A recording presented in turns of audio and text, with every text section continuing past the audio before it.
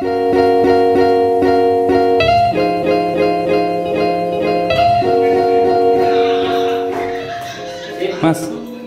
Yuk. di Instagram ada yang nanya-nanya tentang Nanya? tentang Aldo juga sih, ada tentang Aldo juga, tentang umroh. Kita jawab nggak Mas? Boleh. Udah ke ruang meeting aja kali ya jawabnya. Oke, siap. Ayo jalan yuk. Yuk. Cut.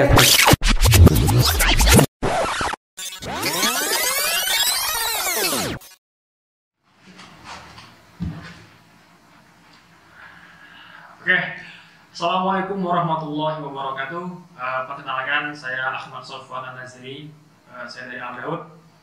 Beberapa waktu yang lalu ada beberapa pertanyaan dari teman-teman yang diposting di Instagramnya Al Daud.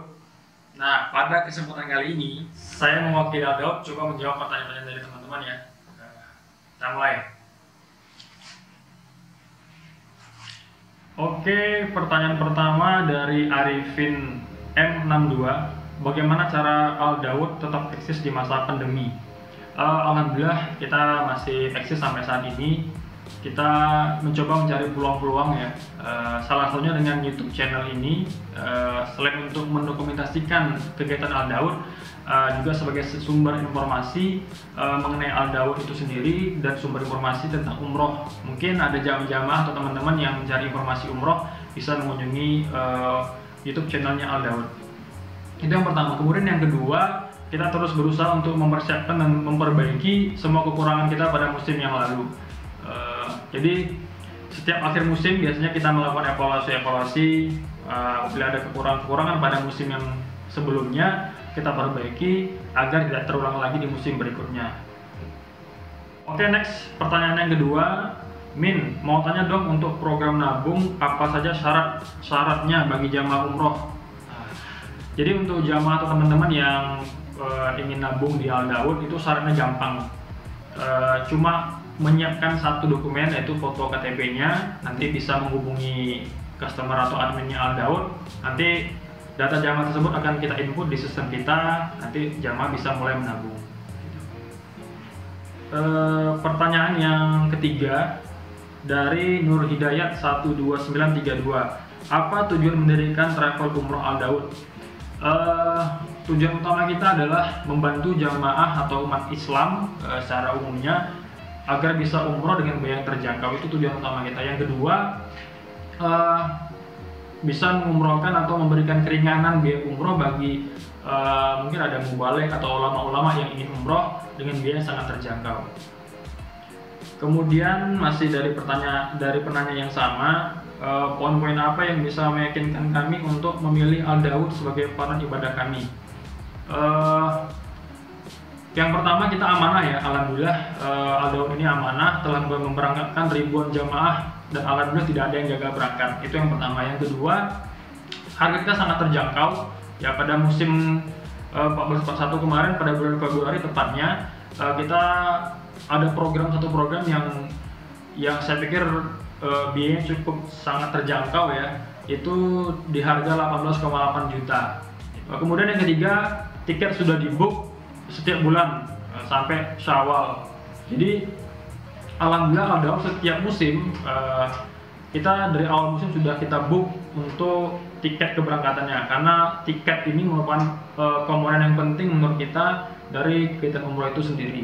Jadi alhamdulillah musim yang kemarin sampai dengan Syawal nanti, kalau tidak ada pandemik ya, kita sudah booking setiap bulan itu ada sekitar 90 sampai 180 seat. Jadi jamaah jangan khawatir, kalau berangkat tiketnya sudah ada.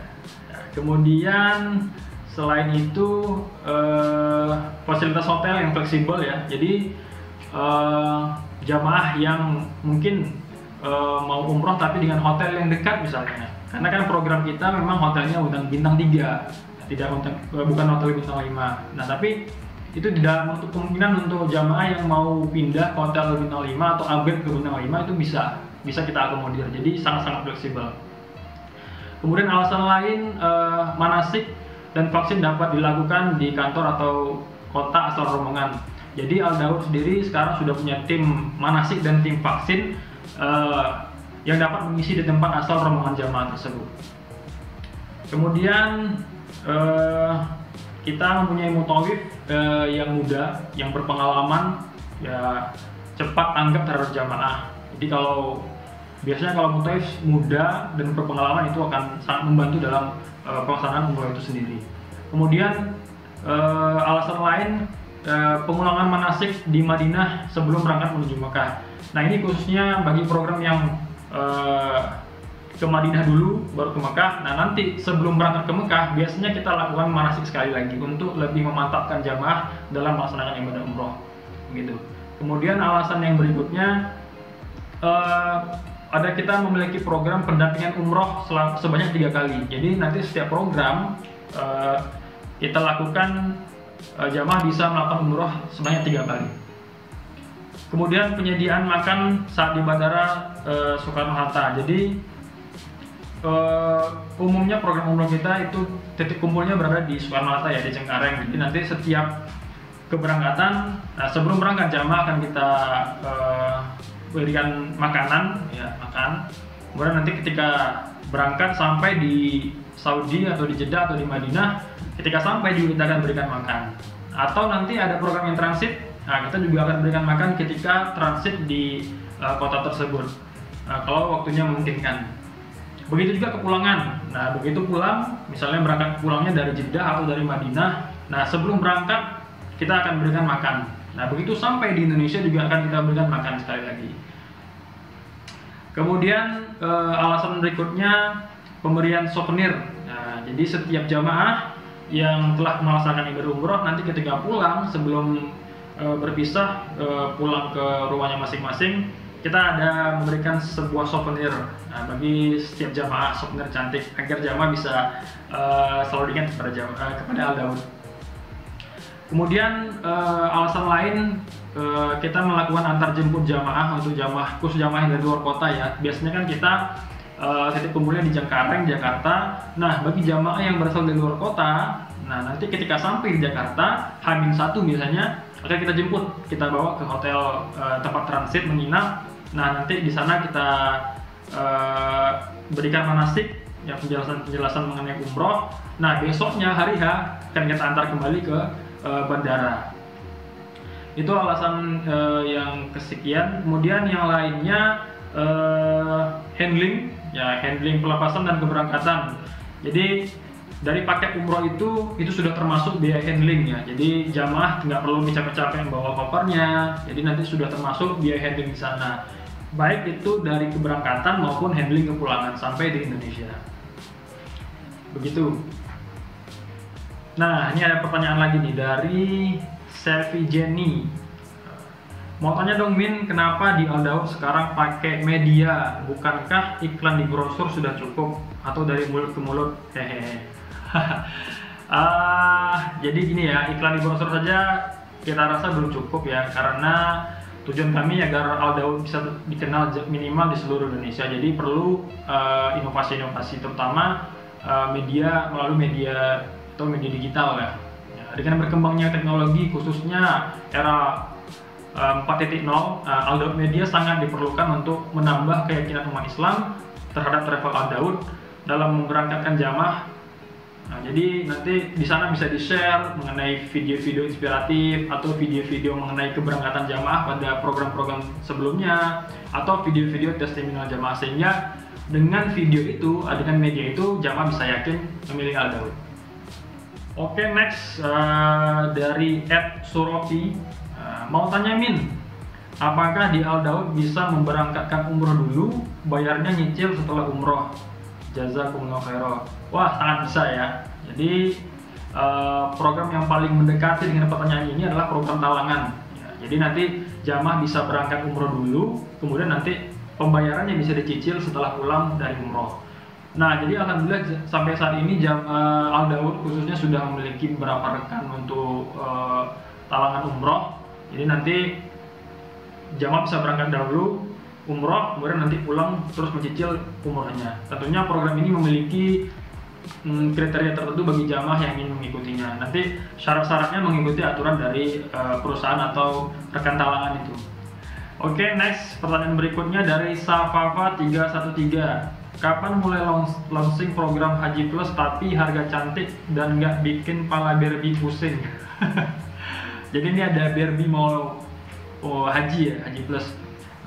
Jadi Aldaud selalu berusaha untuk memberikan harga yang terbaik dan terjangkau ya, dengan pelayanan maksimal tentunya, baik untuk umroh maupun haji. Saat ini Aldaud sedang menyiapkan program khusus langsung berangkat dengan biaya yang terjangkau daripada harga umumnya.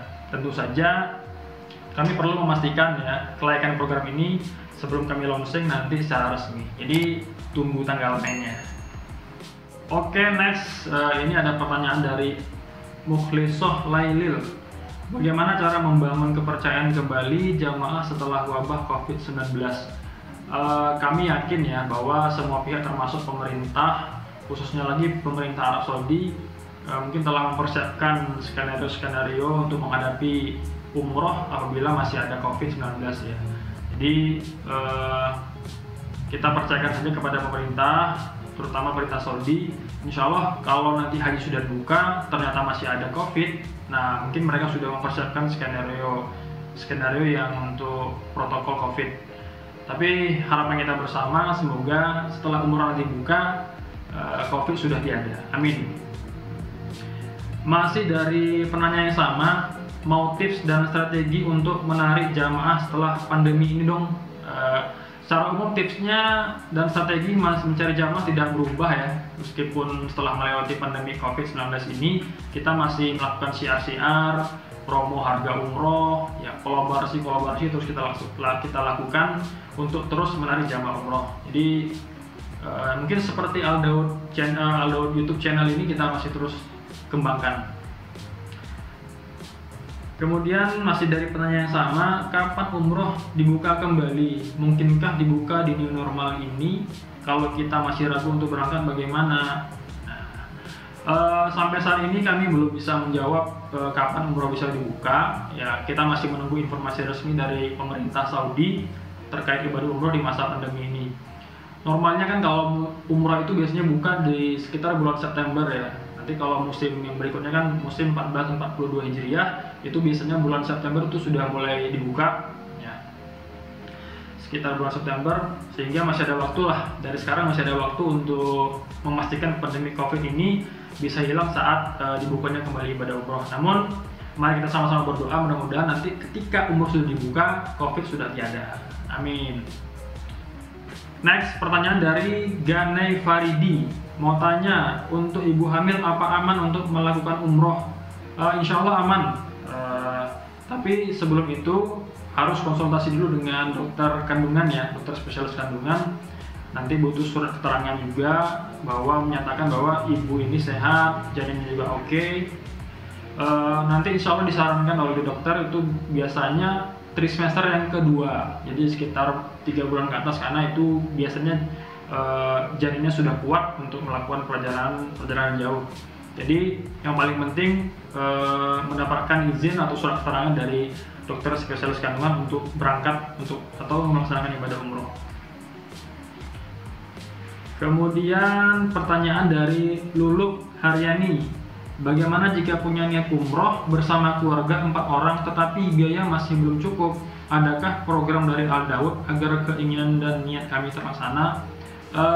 Untuk menjawab pertanyaan ini bisa dengan menabung di Aldaud ya, bisa menabung di Aldaud seperti pertanyaan sebelumnya yang juga bisa digunakan, atau langsung ikut program umroh talangan bersama Aldaud. Jadi nanti jamaah bisa menabung, kalau menabung langsung saja ke Aldaud, atau kalau mau program talangan juga bisa, nanti bisa dengan rekan dari Aldaud sendiri, perusahaan penalang umroh, nanti bisa kita bantu. Tapi yang jelas jangan khawatir, Aldaud sudah banyak membantu memberikan solusi kepada jamaah calon umroh, khususnya rombongan atau grup, agar bisa berangkat ibadah umroh dengan harga yang terjangkau. Jadi nanti kalau masih ragu silakan hubungi tim kita Aldaud, nanti bisa dilihat di deskripsi. Oke, next pertanyaan berikutnya dari Nainas Mom. Min, ada tips khusus nggak untuk yang mau berangkat umroh dengan balita? Apa aja yang harus disiapkan? Jawab ya Min. Oke. satu hal yang perlu dipahami ketika kita niat umroh bersama anak-anak, janganlah kita berekspektasi terlalu tinggi ya. Artinya apa? Karena biasanya menurut pengalaman kita, kalau mau ibadah umroh membawa anak-anak itu akan sedikit perlu tenaga ekstra, perlu kesabaran ekstra, dan perlu persiapan yang ekstra juga. Hal-hal yang perlu disiapkan, yang pertama mungkin kebutuhan balita itu sehari-hari ya, kebutuhan balita itu sehari-hari, kemudian pangannya, sandangnya juga. Terus kita juga harus perhatikan musim di sana musim apa. Ya, kalau musim dingin ya menyesuaikan pakaiannya, kalau musim panas ya menyesuaikan juga. Saran dari kita kalau membawa balita, usahakan musim dingin di sana, jadi nggak terlalu panas. Kemudian siapkan makanan kecil untuk bayi ya, atau balita yang mudah disajikan, yang simple ya, seperti bubur terfortifikasi atau sejenisnya, cemilan-cemilan yang bisa dikonsumsi balita. Karena kadang-kadang makanan di sana kan nggak cocok dengan balita kita, jadi kita sudah prepare dari awal makanan untuk balita kita. Kemudian ketika pelaksanaan umroh juga perlu disiapkan ya, seperti gendongan atau stroller. Tapi untuk khusus stroller kalau bisa sepertinya nggak boleh masuk ke dalam masjid. Jadi nanti gendongan lah sangat berfungsi.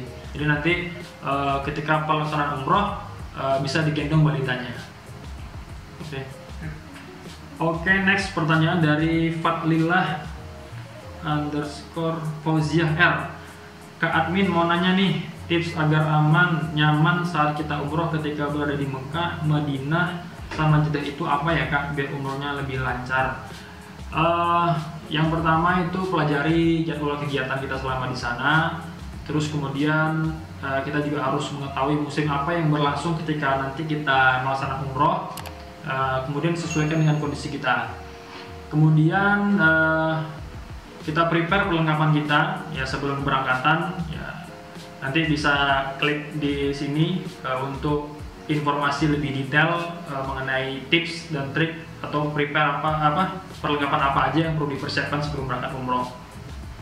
Kemudian kedua ilmu ibadah juga kita harus pahami ya, ilmu manasik umrohnya. Jadi ketika manasik nanti benar-benar diperhatikan bagaimana cara pelaksanaan umroh itu dari awal sampai akhir. Apabila masih ada yang ragu-ragu, ada yang perlu ditanyakan ya silakan ditanyakan.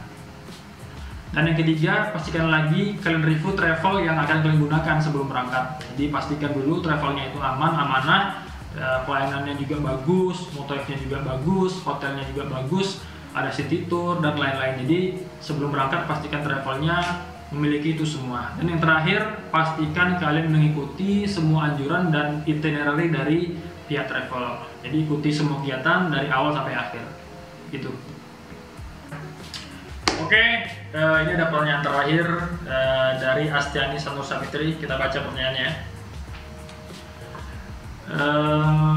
Pertanyaannya, apabila kita sudah daftar umroh, apakah ada pelatihan atau petunjuk-petunjuk saat melaksanakan umroh? Terima kasih. Tentu saja ya. Jadi nanti jamaah sudah dipastikan daftar umroh di Al Daud. Biasanya nanti kita akan melaksanakan manasik maksimal 3 minggu sebelum tanggal keberangkatan untuk jamaah yang berasal dari Jabodetabek. Jadi nanti di situ dijelaskan mengenai umrohnya sendiri, teknis pelaksanaan umroh nanti di sana bagaimana, terus teknis-teknis yang lain akan dijelaskan.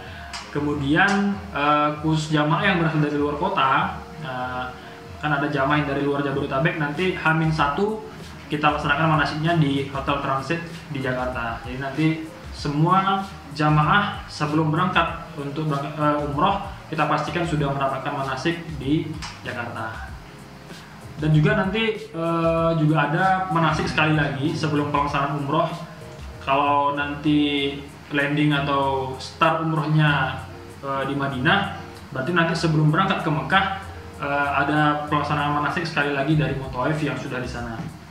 Atau nanti kalau start umrohnya udah langsung dari Mekah, nah sebelum berangkat pelaksanaan ibadah umroh nanti akan dijelaskan mengenai tata cara umroh sebelum ke Masjidil Haram oleh Mutawifnya. Oke, demikian video Q&A kita kali ini. Apabila teman-teman masih punya pertanyaan bisa klik di kolom komentar di bawah. Dan jangan lupa untuk mendukung channel kita, silahkan klik subscribe, like, dan share video kita supaya kita ke depan bisa lebih semangat lagi untuk bikin konten-konten video.